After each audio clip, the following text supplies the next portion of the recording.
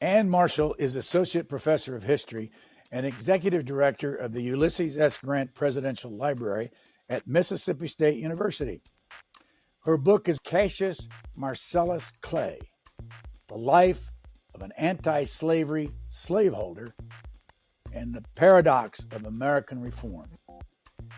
Clay lived to be 92, had 2 wives and 11 children. Kentucky was his home state. As an anti-slavery reformer, Cassius Marcellus Clay is often remembered as a knife-wielding rabble rouser who both inspired and enraged his contemporaries. Abraham Lincoln made him minister to Russia, and yes, the boxer Muhammad Ali was originally named after him, but decided he wanted his own original name. Ann Marshall will discuss all this with us. Ann Marshall, who was Sam Brown? Samuel Brown was a paid assassin hired by a very wealthy Kentucky family to assassinate Cassius Marcellus Clay in the early 1840s. Why did he want to assassinate him? Well, the Wycliffes were a pro-slavery, very prominent family in Kentucky, and they were both annoyed and I think threatened by Cassius Clay, who was this kind of upstart politician at the time, and they didn't like the fact that he was a political rival of the younger Wycliffe, who was Robert Wycliffe Jr. And they really wanted to. These 2 men, Cassius Marcellus Clay and Robert Wycliffe Jr., had already fought a duel at the point that the Wycliffes hired Sam Brown. And they essentially just wanted to both entice Clay to violence and potentially assassinate him and kind of clear him from the political field. What were the circumstances of the assassination attempt? Yes, so they were the Wycliffes and Clay had showed up at this sort of political rally just outside of Lexington, and this was in 1843. And it was interesting because the rally itself was not about slavery, although the politics of slavery sort of hung in the air like a thick fog. But they were essentially gathered to elect a politician to state office. And this is where they kind of got into this fight over, it was almost a procedural fight over another issue. But this was all of the entry that the Wycliffes needed, because they knew that Clay would be there. They knew that he would be sort of brash and very aggressive. And so they thought this would be the perfect time to sort of goad him into confrontation. So Sam Brown kind of jumps out of the crowd to attack Clay. And it's really interesting because it ends up to be a truly bloody scene. But it started off with, Clay using his umbrella, which isn't what we would associate us with a sort of particularly manly form of self-defense. And then later ends up moving on to a horsewhip, and then eventually pulls out his Bowie knife, which is his sort of signature weapon, if you will, and ends up attacking Brown with this Bowie knife. Brown shoots him. Luckily, the bullet bounces off the scabbard of Clay's Bowie knife, and he lives, but essentially rips Brown to shreds with this Bowie knife, and ends up slicing out an ear, gouging out an eye. And finally, Brown's supporters have to pull him away from Clay and throw him over a cliff for protection. So it was a truly bloody scene. Did Sam Brown die? Sam Brown did not die. He actually lived to, lived and went on, and I think he lived for another 10 or so years. It was pretty ironic, though, because Cassius ended up fighting in the Mexican War alongside Sam Brown's son. And so I can only imagine how awkward that would have been. But it was interesting. Describes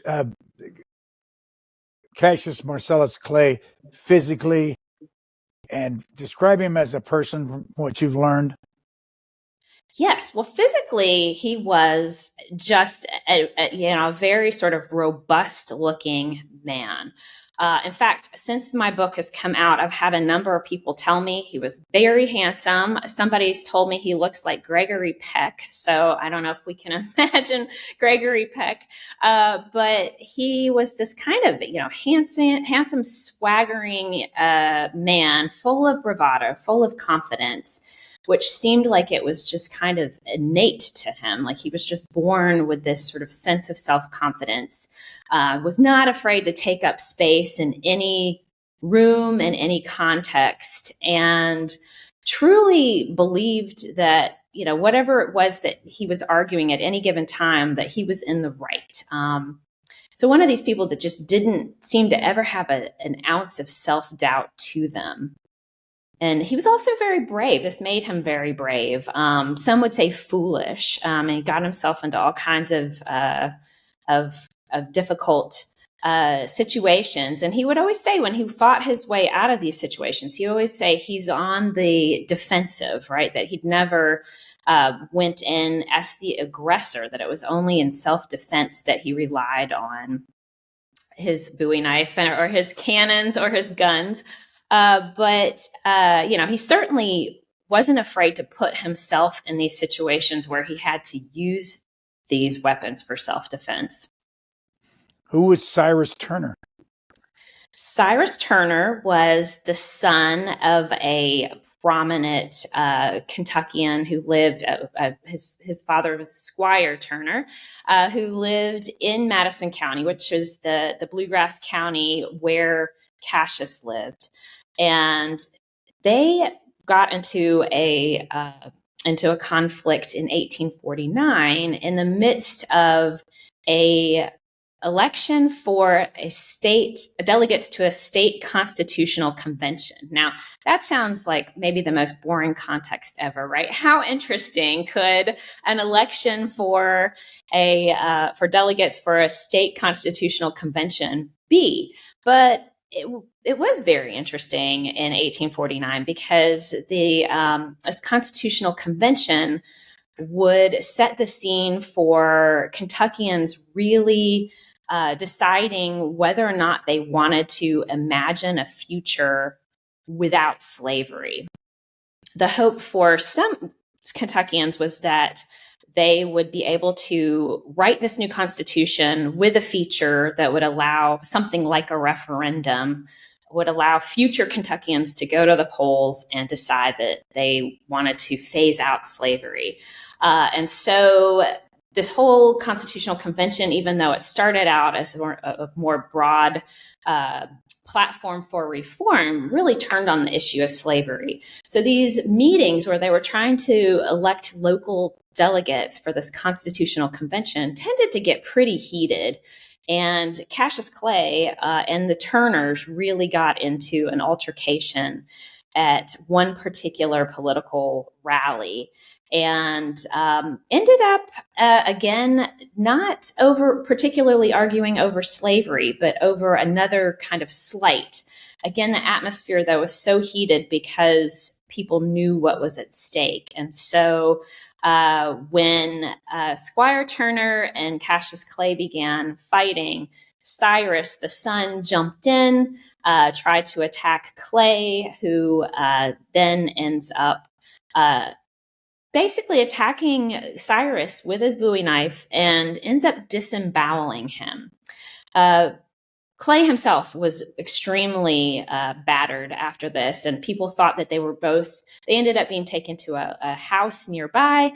They were both lying in these just one room apart, dying, both of them. And it was believed that both of them would die.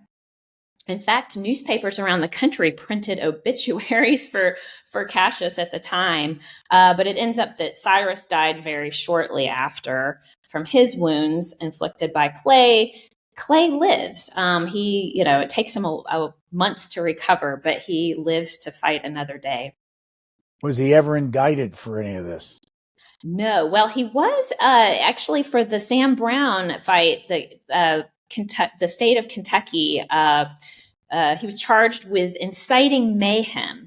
And interestingly, he was defended in court by his much more famous relative, Henry Clay, who happened to be back in Kentucky out of Washington. It was a rare break from Washington life. And he defended his cousin and had him acquitted of these charges. But in the Cyrus Turner case, it was decided that he... even though the Turner family was pushing for legal prosecution, it was decided that this was a case of self-defense. So he was not. But. As long as we're talking about violence, what about the enslaved man Perry?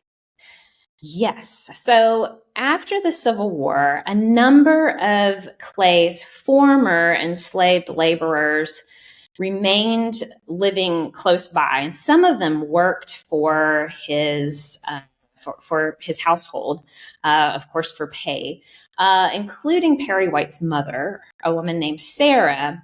And Clay started to believe that Sarah was poisoning his son, his adopted son, who actually was a Russian orphan, or that's what the story was. But a lot of people believed that he was actually Clay's biological son. But Clay started to become rather paranoid that Sarah was poisoning her son. And this had actually happened to his biological sons decades earlier. And so he believed it was happening again. And so he fired Sarah and then ended up essentially, this made Sarah's son Perry extremely angry. And so he ended up, trying to attack Clay. And then Clay essentially defends himself yet again, this time with a gun, and kills Perry White. And this case, the state clearly believed that it was a case of self-defense. So he was not punished for this either. You mentioned possibly the boy that was born out of wedlock in Russia. Why was he in Russia? Meaning Clay. Yes. So Clay ends up in Russia because he is appointed the foreign minister by Abraham Lincoln in 1861. And so this is actually not an appointment that Clay wanted. Clay really wanted a much better cabinet position, and he was sure that Lincoln was going to name him Secretary of War. This didn't happen, and so the best he ends up, best patronage position he ended up with was this as the minister to Russia, and so he ends up going to Russia in 1861 and serves intermittently until 1869. And during that time, he didn't actually have a lot of diplomatic business to accomplish because Russia's loyalty to the United States wasn't ever particularly in question during the Civil War. There just wasn't a lot to do. And in fact, I should actually correct that to say that the Lincoln administration and subsequent administrations actually really didn't trust Clay to handle much. So the purchase of Alaska, for example, from Russia was really handled by William Seward without Clay even knowing. But so he ends up in Russia for the better part of, eight, 7.5 or 8 years. And he has a lot of time on his hands. And so he ends up enjoying the social life very much. His family's back in Kentucky. He lives what the newspapers would call a bachelor lifestyle. And so he ends up having several relationships that we know of. There might be more that we don't know of. And out of these relationships, perhaps came this Russian orphan who ended up arriving in Kentucky in the early 1870s, which prompts Cassius Clay's long-suffering wife, Mary Jane, to file for divorce. So, it was quite dramatic. Why was Mary Jane long-suffering, and when did he meet her? Under what circumstances? Yes, so Mary Jane was the daughter of a very prominent bluegrass physician, and he was a professor of medicine at Transylvania University. His name was Elisha Warfield. He was much more famous, though, as a horseman. He was one of the very early professional breeders in Lexington, which of course became the epicenter for horse breeding in the United States at that time. And he established the local track and the local, the sort of local jockey club. And so Cassius makes this very propitious match. It was very clear from the beginning that they were both in love with one another. This was in the early 1830s.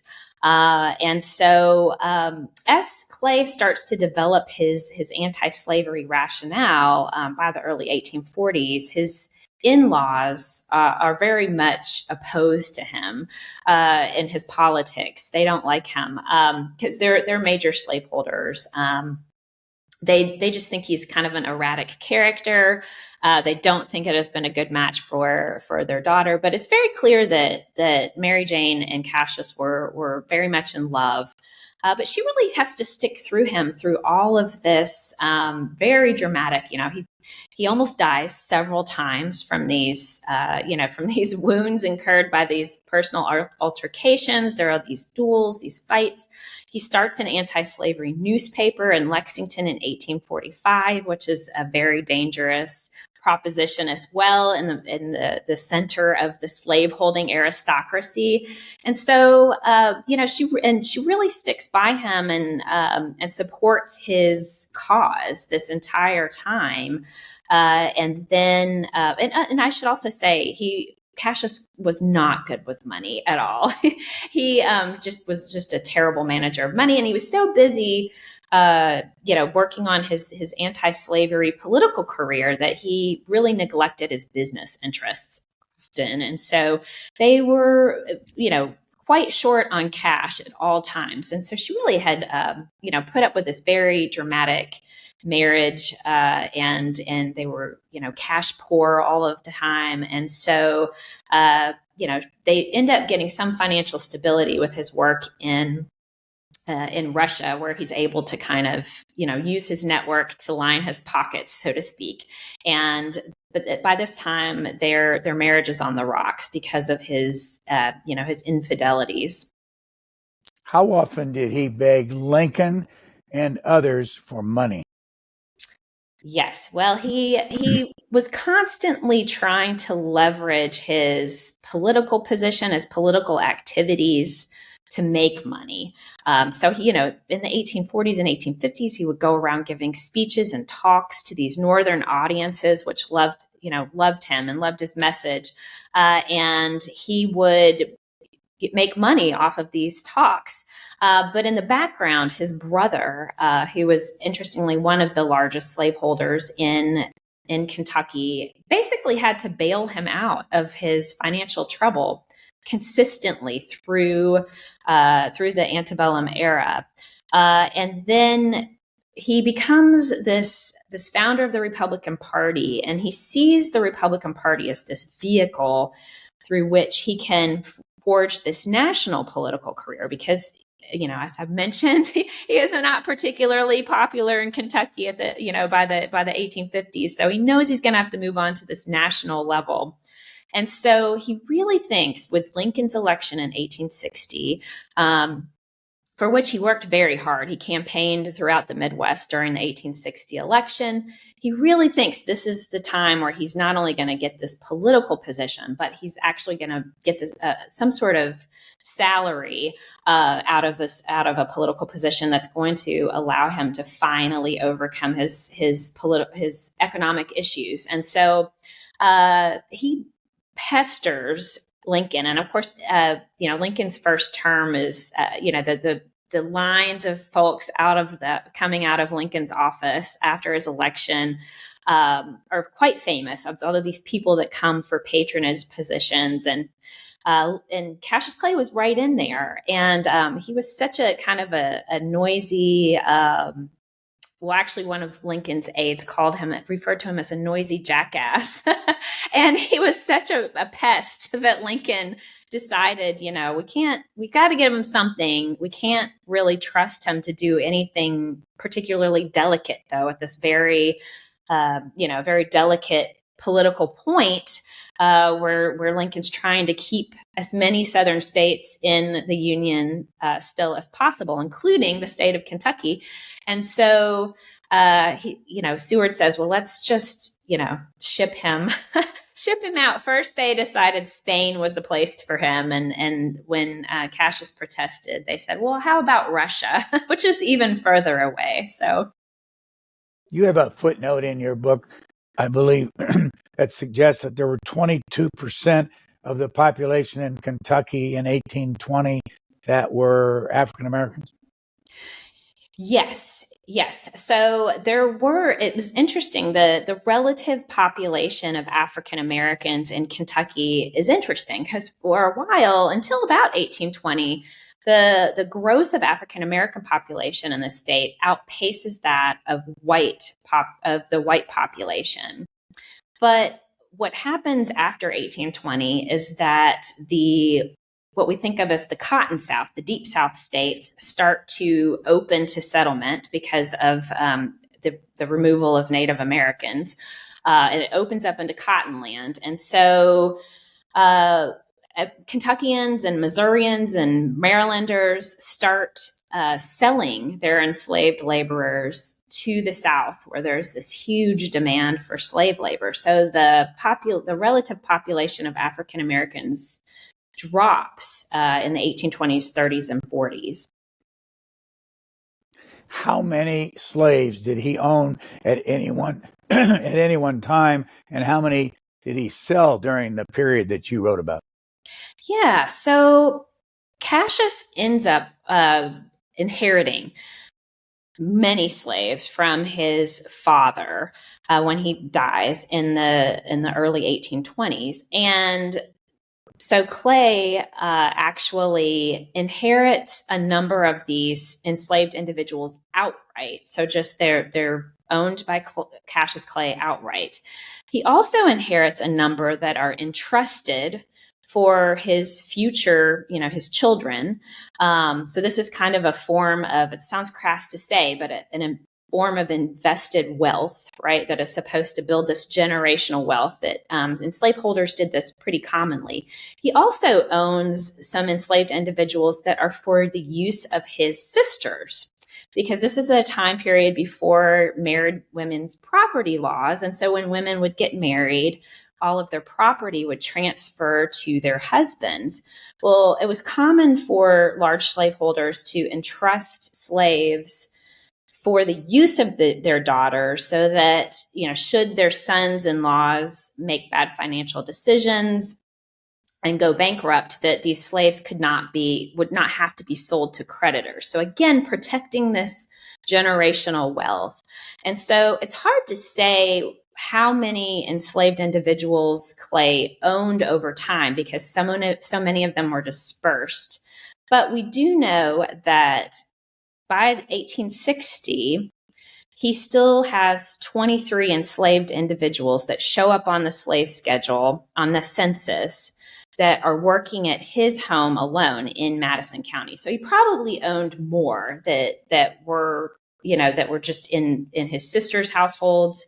But we do know that he owned at least 23, and that's very interesting because, as I subtitled the book, he's the life of an anti-slavery slaveholder, right? So he's anti-slavery mostly for economic reasons, but he ends up owning people until the end of the Civil War because Kentucky was exempt from the Emancipation Proclamation. So it's not until 1865, with the passage of the 13th Amendment, that it's illegal for him and and his wife at that point to own these enslaved individuals. Now, some of them left before then to join the Union Army in 1864.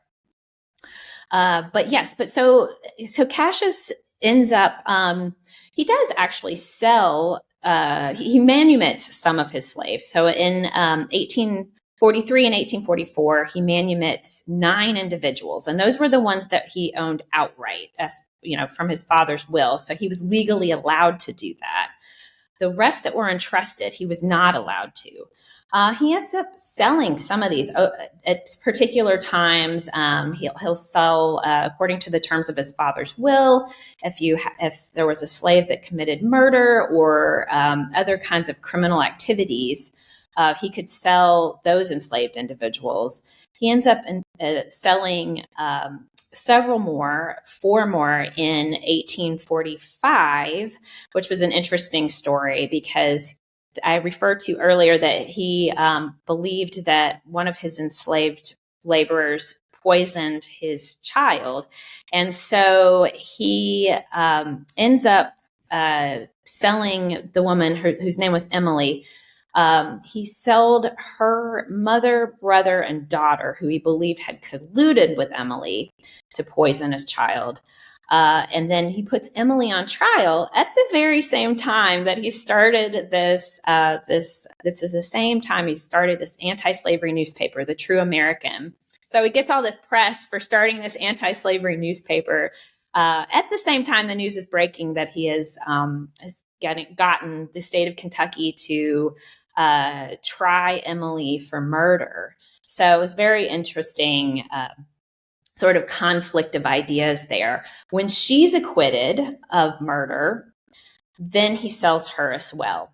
So I believe that the number of people I can actually say for certain that he sold during his lifetime was about 6, but there may have been more that we just don't have the records for. When he, when he died, did he have slaves?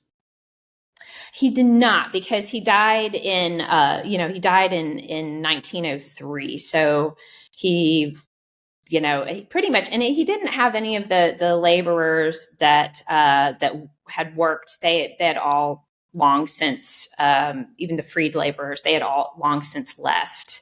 So he was pretty much alone when he died, and no black laborers that I know of. Go back to his marriage to Mary Jane. How many children did she bear? Physical children?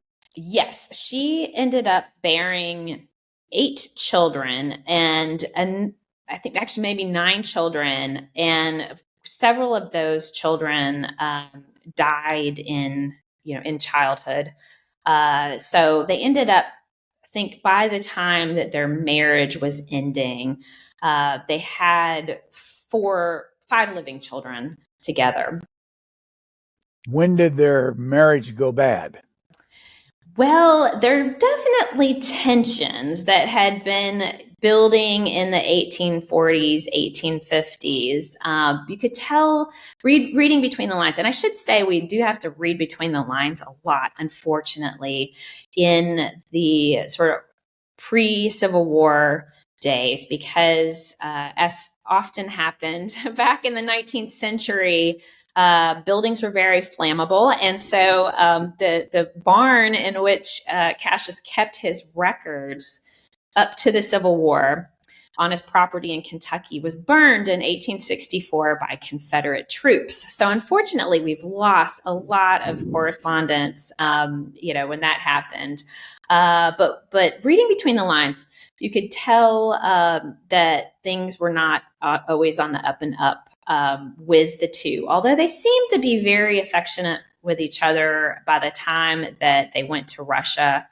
But I think it was really when Mary Jane, they got to Russia, it was very cold and not where they wanted to be. It really wasn't, what they'd worked together, the kind of political life they'd kind of dreamed of together. And so she decides to go back to Kentucky with the children and leaving him there until he'd already asked Lincoln for a replacement, and he wanted to go home and see if he could eke out a position in the Union Army. And so, that separation, I think, was not good for them. And then he comes back to Kentucky for about 9 months. But during that time, he's off trying to goes to Washington, tries to get a military appointment. He is still kind of working on his political, agenda. So he's not really home a lot. And I think at that point, Mary Jane, it really just the ties kind of, fray even more.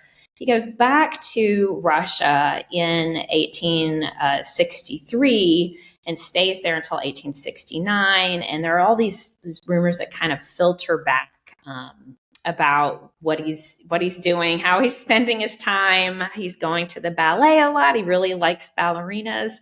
All of these things are kind of, you can find little references to these things in letters at the time. And so certainly I'm sure this was filtering back to Mary Jane. And so she really, by the time he comes back in 1869, she's done with him because some of these scandals have become, public. So.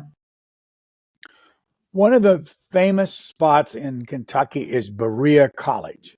What is it, and what was his relationship to it? Yes. So Berea College is today, I think, one of the most unique educational institutions in the country. It's in the foothills of the Appalachian Mountains, and it is known for basically you can go for no tuition. But you have to be below a particular income threshold. And so it's been known for a century now for this very special educational mission usually for first generation college students that are relatively poor. It's a pretty interesting, very kind of cosmopolitan international. There's a large international community that goes there, as well as a lot of Kentuckians that are from Appalachia. And so it's this really interesting institution. It was founded in the early 1870s. It came out of this experiment of sorts that was inaugurated by a man named John Fee, who was this Baptist clergyman who Cassius Clay had forged connections with in the 1850s. And he'd convinced Fee to come to Madison County and set up this kind of community. Even though Clay himself was not particularly religious, he thought, well, if I can get this clergyman to go into the mountains where there are all these white non-slaveholders and literally spread the gospel of anti-slavery, we can build this political base. So he was thinking of turning, this religious angle into a political base. So he gave Fee quite a bit of land in this area of Madison County, which becomes the community of Berea, because Cassius was very cash poor, but he was very land rich thanks to his father. So he deeds this land to Fee. This is where Fee starts his community and then eventually builds a school, which not only has this mission to educate these white mountaineers, as they were called at the time, but also it turned into a co-educational institution and also a multiracial institution. It was one of the very first institutions in the country that had this kind of integrated student body. Kentucky passes a law in the early 20th century, I think in 1905, that outlaws this integrated education. So for a while, Berea has to stop, but it's in its DNA. It's this very interesting kind of, melange of racial identities and financial kind of background. And so it's truly a very interesting institution that was started, really started by Clay's donation. It's interesting. There are only 1,400 students there. They have to work 20% of the time for their tuition, but it's almost got $2 billion in its endowment. Yes, it's it's been really starting in the late 19th, early 20th century.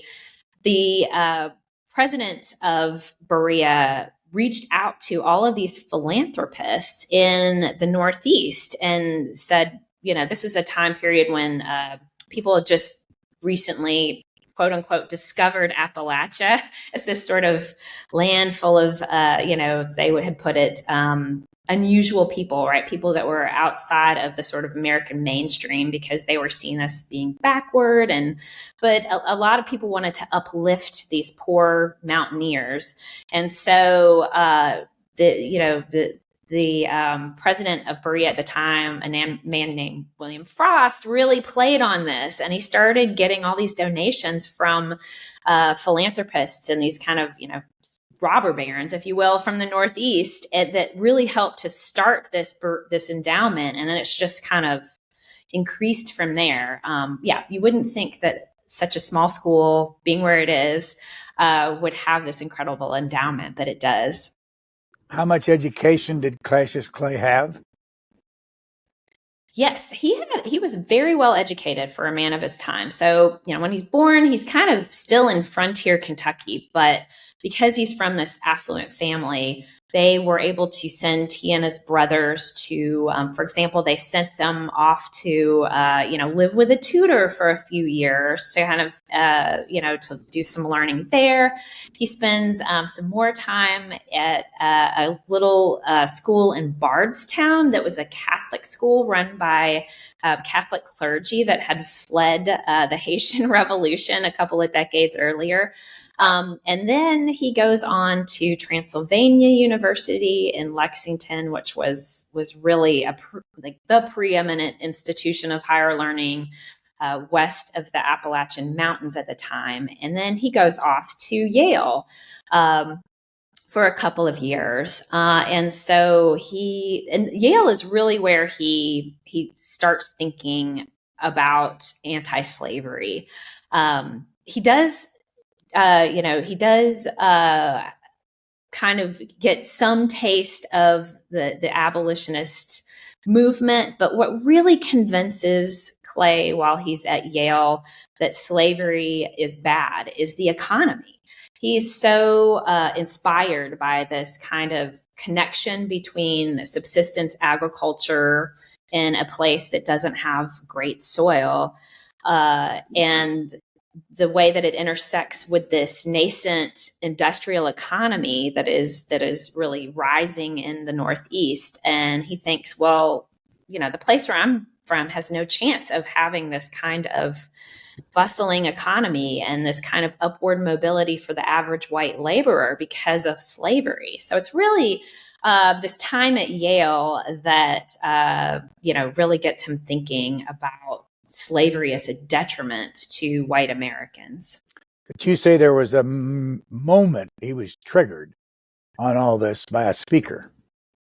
Yes, he does go to see William Lloyd Garrison, and this would be the same year, 1831, that Garrison later starts the Liberator.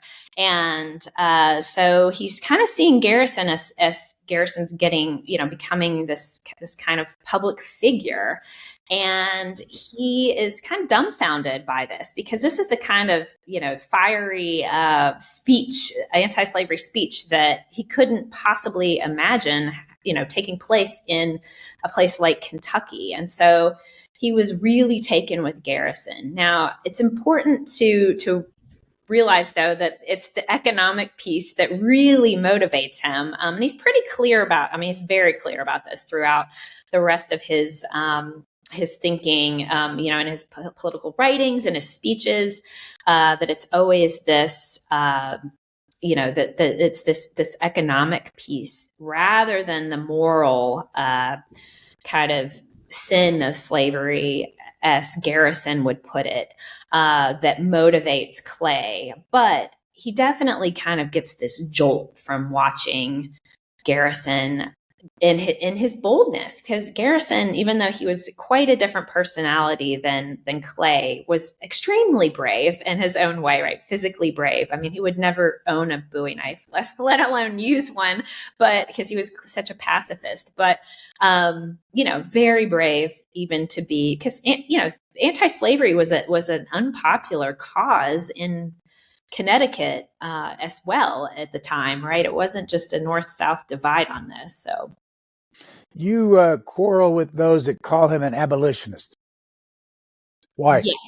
Yes. And that is, I think, really one of the things that Clay can tell modern day Americans that most modern day Americans don't really understand or appreciate is that, we tend to use the term abolitionist and anti-slavery synonymously, but abolitionism was a particular strain of anti-slavery that prized morality above practicality or constitutional thinking. So the idea of abolitionists believe that slavery was wrong because to own another human being defies God's message for us, God's will for people.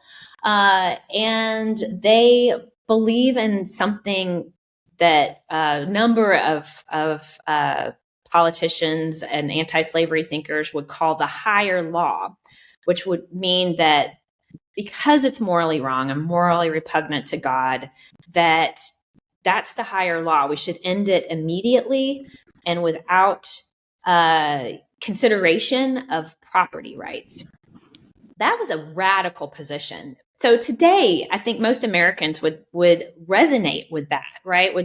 We believe that slavery was wrong because it's wrong to own another person, to deny them of their basic humanity, to treat them poorly for our own enrichment. That's our views today are much more in line with abolitionism than Americans at the time. Most Americans did not resonate with that line of thinking.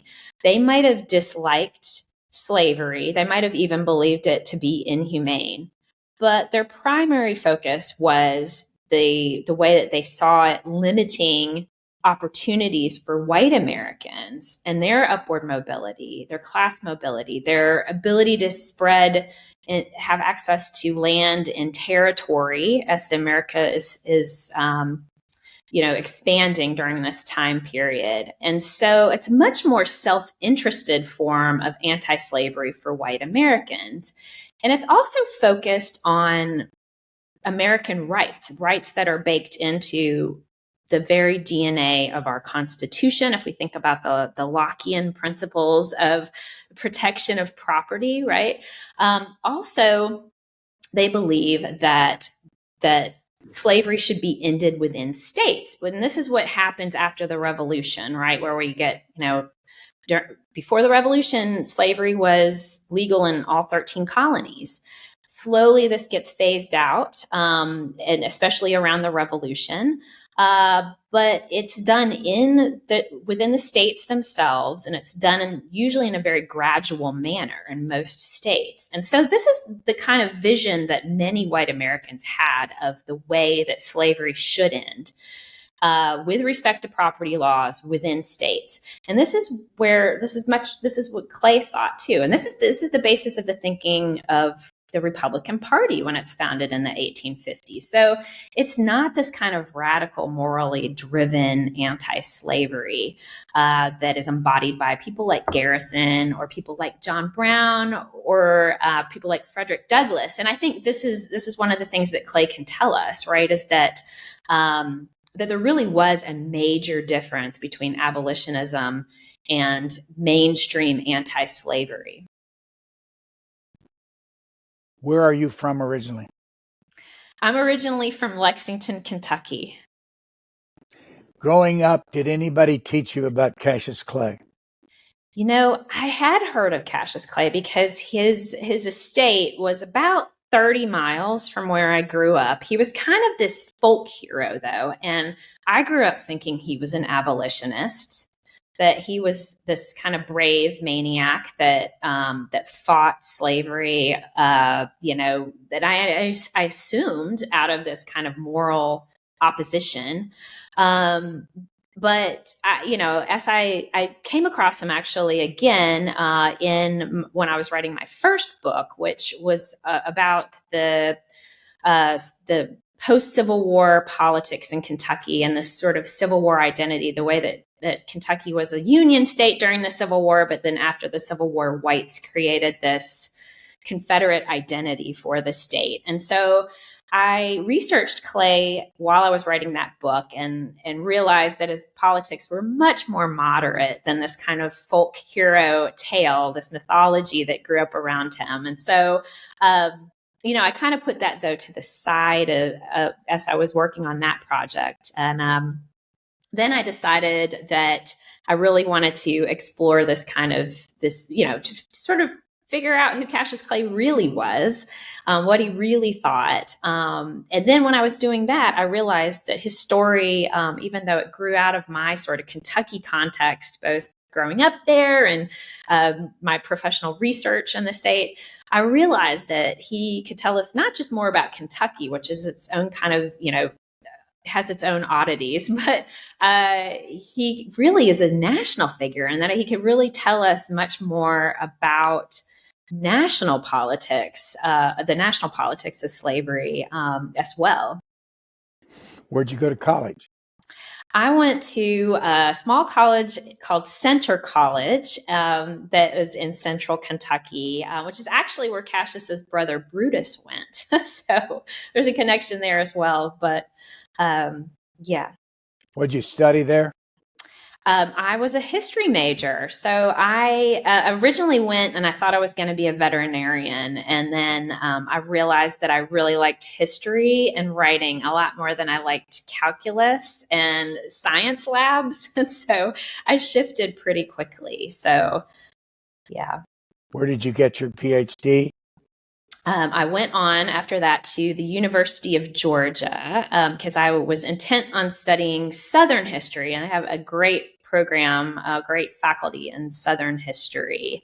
And I studied with my advisor was Jim Cobb, and he writes a lot about the Southern economy, but also about Southern identity. Probably his most famous book is called The Most Southern Place on Earth, which was a history of the Mississippi Delta. And little did I know when I started studying with him that I would end up so close to the Mississippi Delta for most of my career. So, how did you find your way to Mississippi State? Well, let's see. So I married. They did something they tell you not to do in grad school, which is marry another history grad student, because the job market, as you probably know, is not robust. And so it's hard enough to get, one job, one tenure track job in history, let alone two. But we, threw caution to the wind and got married anyway. And so my husband also studies Southern history. He writes about Southern environmental and agricultural history. And he got hired at Mississippi State because that's an area of specialty.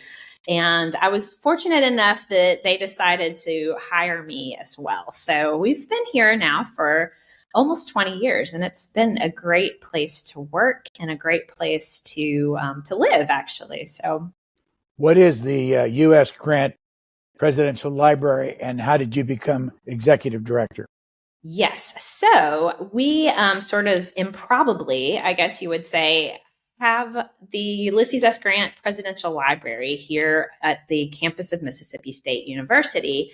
When it started, it was just a collection of a vast collection of grant-related correspondence that a scholar named John Y. Simon compiled in the interest of editing the papers of Ulysses S. Grant. Now there's 32 volumes of those.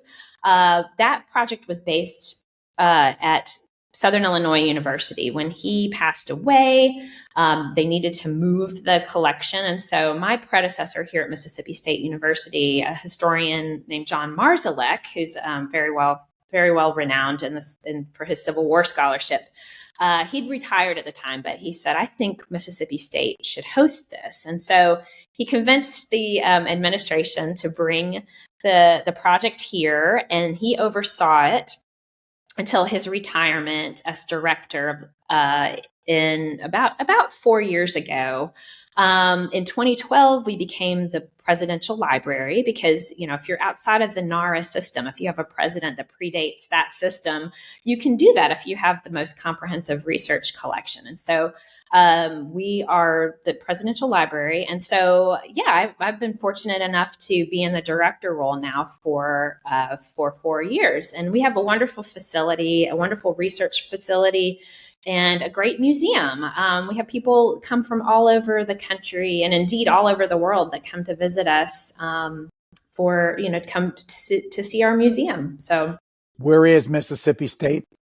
We are in Starkville, Mississippi, which is sort of in the northeast corner. We're about 30 miles west of the Alabama border. So, lots of football and baseball fans know where we are, but, a lot of the people that come to our museum would not have come to Starkville or even to Mississippi other than to see our holdings. You have a coda in your book, and the headline is The Legend of Cassius Clay. What is it? Yes. Well, that was a play on, I think, when I've noticed when I've been working on this book now for, longer than I'd like to say, when I bring up the word Cassius Clay or the person Cassius Clay, oftentimes people will assume that it's Muhammad Ali. His birth name was Cassius Marcellus Clay. And so the legend of Cassius Clay is a little bit of a play on a poem that Muhammad Ali wrote about himself, and it's also a nod to the sort of legend that grew out of the Cassius Clay I write about. Now, Muhammad Ali was named after his father, who was named after the Cassius Clay I write about. And he was one of dozens of, as I sifted through census records and USCT records, veterans records, one of many of African-American Cassius Clays, because there were a lot of Clays in Kentucky who then gave their names to their enslaved laborers. And so they had the last name Clay. And these people, many of them gave the name Cassius in sort of recognition of the anti-slavery Clay. But in the coda, what I really talk about is how the legend of the Cassius Clay that I write about, right, this interpretation of Clay as being this abolitionist, this moral force against anti-slavery, haunted the boxer when he changed his name to Muhammad Ali in the 1960s. But he got lots of pushback for that because people did not like the Nation of Islam. They thought that it was a threatening organization. And they honed in on this name because, of course, Muhammad Ali famously called Cassius Clay his slave name. So people pushed back on this and said, no, he's got his history wrong, right? This guy he might have owned slaves, but he was anti-slavery. He was an abolitionist. And so they used this against Muhammad Ali. So they weaponized this. And in fact, I write about how it took years for the American press even to honor Muhammad Ali's name change. I mean, it wasn't really until the early 1970s, 5, 6, 7 years after he changed his name, that they would refer to him as Muhammad Ali in their writing. And so they weaponized this to sort of say, he's got it wrong. He's got his politics wrong. He's a radical. And, but really, Muhammad Ali had it right. And there's this moment in his autobiography where he actually talks about this. And he says this teacher that he had, and this would have been in his, segregated Louisville high school, said, you should learn more about your abolitionist ancestor. And he pointed him to the library and said, go read about him. Well, Muhammad Ali goes to the library, finds a book of speeches that Clay had published in the late 1840s, and discovers this racist language in it. And so he writes in his autobiography that he had learned that Clay had left behind slavery, but had held on to his racism.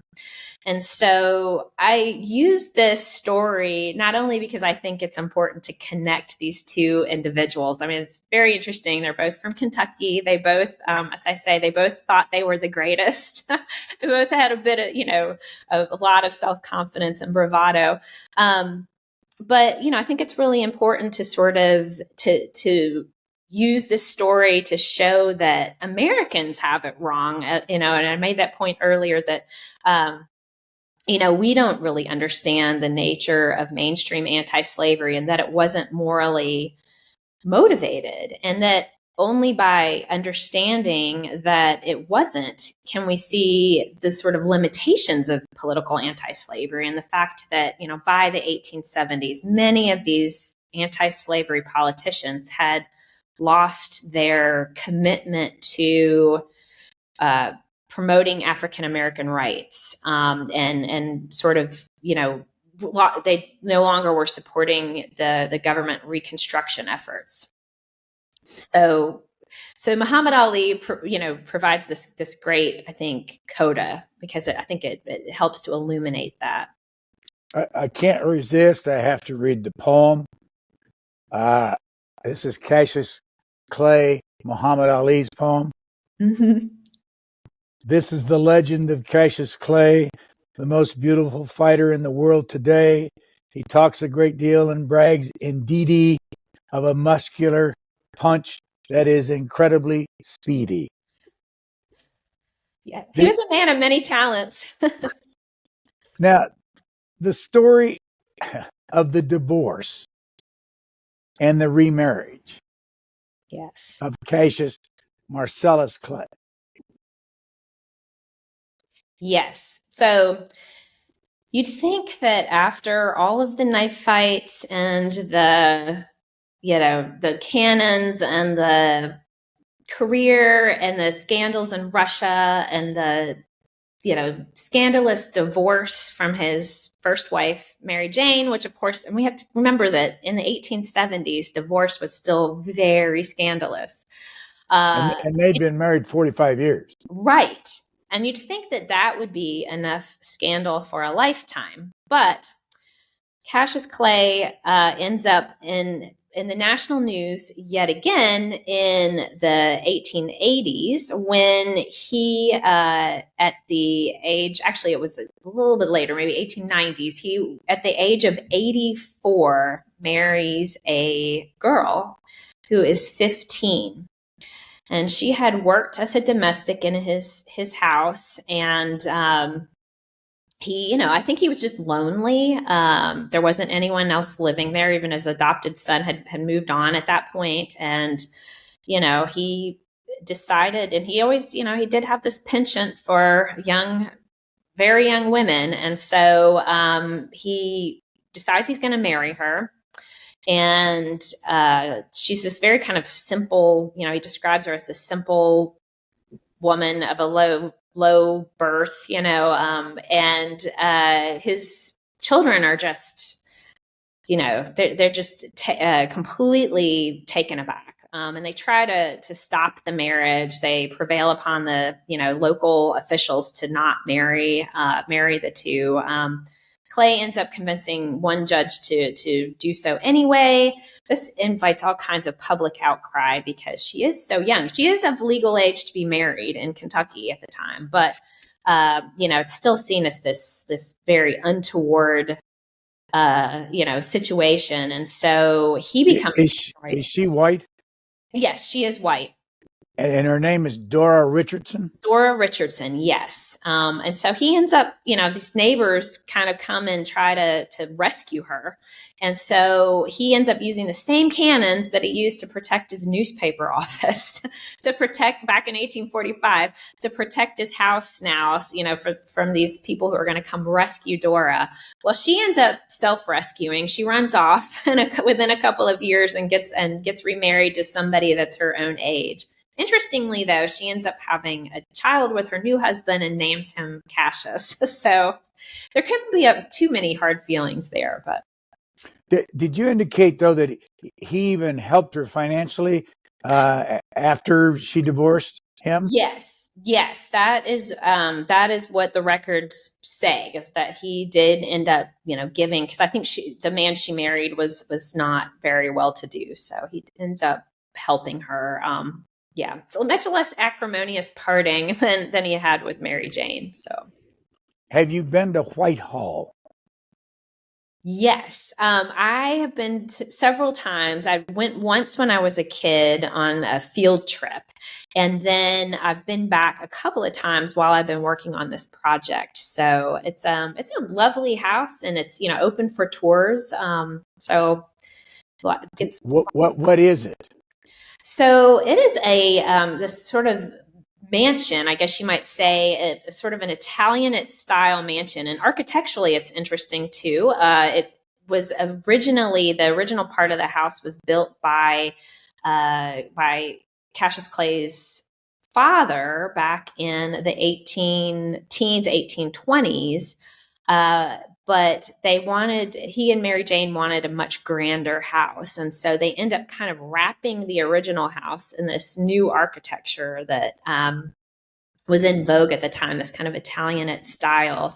And so it's got a very kind of interesting layout, and it's had some interesting, it had indoor plumbing and an interesting indoor heating system that they essentially got the idea from their time in St. Petersburg in Russia, and sort of had this recreated in their Kentucky house. So it's a really interesting place to go visit for people who are on the lookout for a.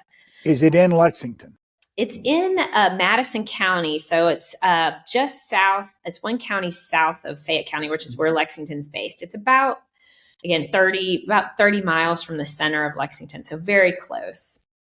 I have to tell you, as we wind down this talk about Cassius Marcellus Clay, I still see on my paper here that I wrote down, Clay tackled Brown, cut off his nose, took out one eye, possibly cut off his one ear, threw him over an embankment. How did that happen? That's Sam Brown. We talked about it earlier in the interview. Did many of those events like that happen many times?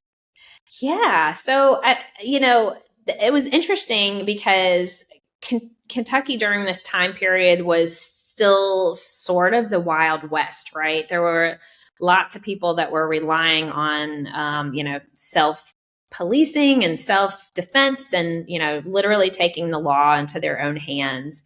And so these kind of incidents were not unusual in Kentucky when fights broke out against, men.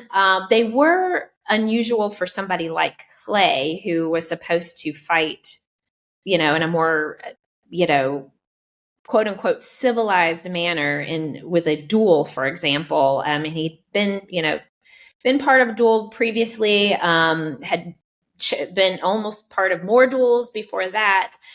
So it was unusual for Clay, a man of Clay's standing, to be involved in such an incident. And the severity of this, eyewitnesses said it was the worst thing they'd ever seen. So even by sort of Kentucky standards, this was a sort of over-the-top incident. So did he kill anybody else besides Perry? And what was the other fellow's name? Yes, Cyrus Turner. Cyrus, yeah. So anybody else? That's all we know about. He was imprisoned early enough in his time during the Mexican-American War that he didn't kill anyone there. But How long was he in prison? He was in prison for about it was a little over a year. Now he moved around. It was sort of his last stint there was a sort of house arrest situation, which didn't sound, the way he wrote about it in his autobiography made it sound like it was actually pretty nice.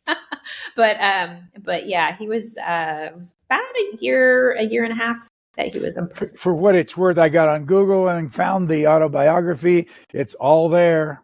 Yes. And it's fun to read. I mean, it's very interesting. I mean, you cover most of it in your book, but it's a long 500-600 page biography. It is. And, one of the things that was interesting is having to parse. I mean, you always have to take an autobiography with a grain of salt, but particularly with someone like Clay, you have to kind of triangulate evidence at all times to make sure that what he's saying is actually really true.